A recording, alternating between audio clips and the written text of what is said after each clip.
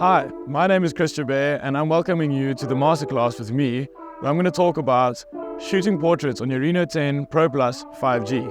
First, I'd like to just touch on me as a photographer and my career. I started off shooting straight out of university, 21st, 18s, weddings, and so on. Over the years, I've refined my niche to more outdoor and adventure photography and a lot of travel when I travel in East Africa. And over these years, I found out that one of my favorite things to shoot, if not my favorite, is portraits of humans.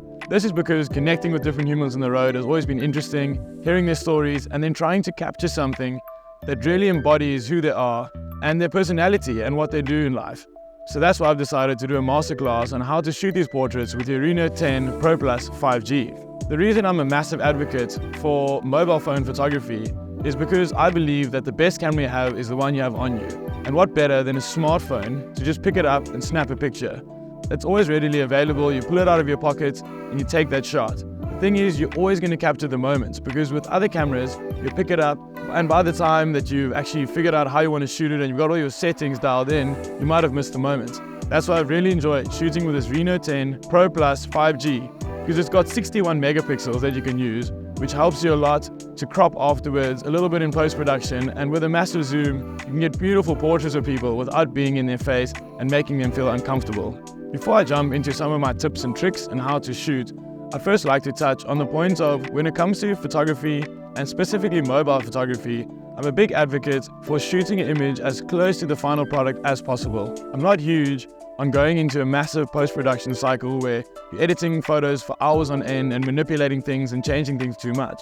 That's why, as you'll see in my class, I won't focus too much on the editing, but more on in the moment, getting your angles right, getting your light right, and just getting the subject as comfortable as possible that the image really looks good straight out of camera. So jumping into the tips and tricks. If I could teach you one thing today and you only remember one thing, it's probably the most simple tip that I have for you. Clean your lens. The worst thing I see is people with oily cameras from touching their lens and then taking a beautiful photograph, and there's nothing you can really do about that afterwards. So clean your lens before every shot, after every shot. You can do that with a lens cloth, because the lenses can also get scratched when using your t-shirt or something like that. So point number one is choosing the subject or the series that you want to shoot.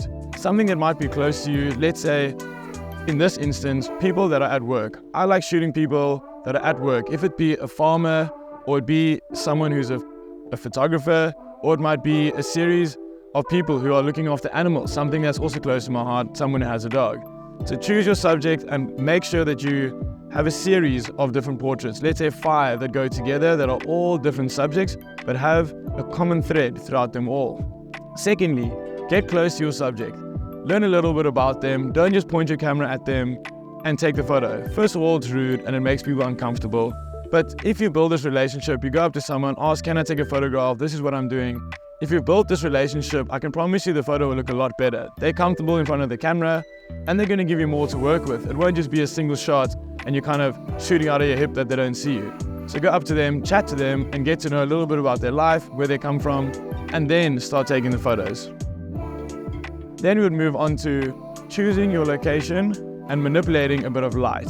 The thing with mobile photography is you want to shoot the image as close to the final image as possible. You don't want to sit afterwards changing huge amounts, because you can easily lose quality on an image. So when choosing a location, look for a light and airy location. Find the light source and decide, are you going to put the light source straight on someone's face to give it nice and bright and clean looks? Or you can maybe even put the light source from behind the people to make it a bit more moody and give a bit of a silhouette look. This all depends on the venue you choose and where you put your subject in the venue. So before just taking a photograph, walk in, point your camera in different directions and see what's working best for the location you're in and the subject you're shooting. So then we're moving into the different camera modes. You can either decide to separate your subject from the background in portrait mode, make the background nice and blurry, or you can decide to have everything in focus to show where someone is and give a bit more of a documentary feel. My favorite 2 lenses in this camera were the wide at 50 megapixels and the telephoto at 64 megapixels. I chose between these two where I wanted to separate the subject from the background. So if it's a busy space, let's say there's a kitchen or something, or bike shop where I was shooting my portraits, it's busy and you can easily lose the subject. But when you zoomed in on the telephoto, the background disappears a bit and the subject gets pulled out of the background. Also, what you can do if you're shooting outdoors is put on telephoto and the background will be brought closer. So let's say there's a mountain in the background, you put on telephoto and it'll feel like the mountain is a lot bigger and a lot closer to your subject. This helps to separate your subject, like I said earlier, and make a cleaner shot. The second one was the wide. You have a lot in focus, you can easily get something in the foreground to give a bit of depth to your images. And this also helped when I was in smaller areas where I had to get close to the subject and I didn't have much space to separate myself from the subject and get far away and zoom in like I did on the telephoto lens. So when choosing the photography mode and the lens, you also need to think about justifying why you're doing it. So let's say you want a nice intimate portrait. I would go for the telephoto. You're close to someone, you can see more facial expressions, and it'll just give something that feels like you're there, very close to the subject. On the other end of the spectrum, the wide is really nice, I feel, for a bit more of a documentary feel. So you can see the whole environment that someone's in and you place them in that environment without losing too much focus in the background, where it could just be a beautiful portrait, but you have no clue where they are. They could be anywhere. So the wide I would go for if you're trying to show the area and place your subject in the area that they are residing in. So as an example, with my portraits that I shot at work, I decided on shooting a wider one where there was a guy in a stall next to the road, or the lady selling flowers, because then you can see all of her flowers, but you can still see her in the middle and place her as a flower seller. If you shot that on a telephoto, you would remove the flowers from the background and it's a beautiful portrait of a beautiful person, but you have no context on where that photo was taken and the type of life they're living. But oftentimes the telephoto, once again, is beautiful just to get a clean, beautiful portrait of someone.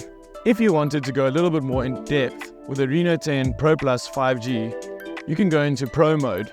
When I went into Pro mode, you can change things like where you're focusing.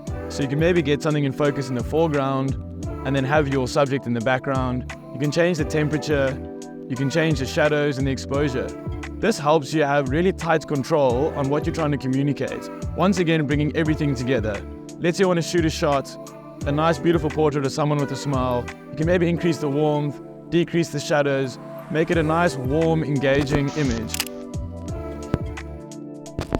Or if you're going somewhere else, let's say you're underground somewhere, shooting something really moody, and then the photo will come out completely different depending on the settings that you've chosen. I like this because once again, you can always get the exact image you want straight out of camera and have full control over it. Once again, avoiding too much editing afterwards and just capturing the scene the way you've seen it and the way you've engaged with it. Jumping into basic editing. I've said before that I don't like editing myself in images too much, but there's a few settings that I would always play with just to make that photo a little bit better. Use your contrast to either increase it a bit, make it more crisp, make your blacks more black and your whites more white, or go the other way and make the whole image a little bit softer and almost make it look a little bit filmic by crushing those blacks, which always helps. Secondly is your shadows and your highlights. They're similar to your contrast, but you can control them one at a time. So increasing the shadows, making it a bit moodier, or sometimes you see your skies a little bit too bright, you decrease the highlights. Then lastly, you have temperature. Temperature is a fun one to play with because it can easily change the look and feel of your image. Making it a bit warmer, once again, to bring out the warmer tones, feels more summery and more engaging, and just a more inviting image. Or then sometimes you can make it a little bit cooler to make it feel more wintry and cold. So yeah, that's up to you of what you want to get out of your image or what you're trying to communicate to the person looking at the image. That brings me to my last point, and that is always think about what you're trying to communicate through your image and when you're taking portraits.